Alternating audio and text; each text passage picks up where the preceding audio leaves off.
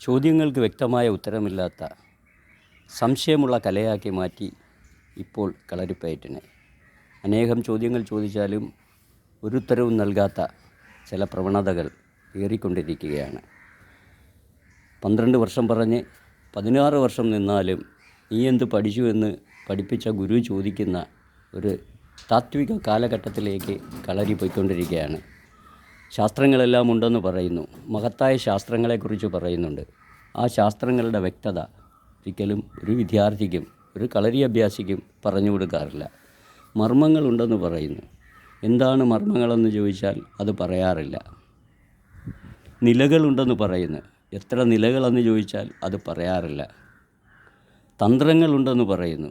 അത് എത്രയുണ്ടെന്ന് ചോദിച്ചാൽ അതും പറയാറില്ല. അടവുകൾ ഉണ്ടെന്ന് പറയുന്നു. അത് എത്രയാണെന്ന് പറയാറില്ല.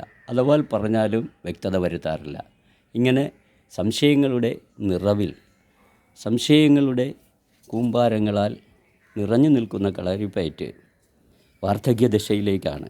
പക്ഷേ വിദേശ സംസ്കാരം, വിദേശികൾ ആയോധനത്തിൻ്റെ പാത തേടി കേരളത്തിലെത്തുമ്പോൾ അവർക്ക് താത്വികമായ വശങ്ങളെല്ലാം പറഞ്ഞു കൊടുക്കുകയും സ്വദേശികളായ സ്വന്തം കളരികളെ, ഈ ഗുരുനാഥന്മാരുടെ കളരികളെ പ്രോത്സാഹിപ്പിക്കുന്ന ശിഷ്യന്മാരെ പ്രോത്സാഹിപ്പിക്കാതിരിക്കുകയും ചെയ്യുന്ന പ്രവണത ഏറിക്കൊണ്ടിരിക്കുകയാണ്.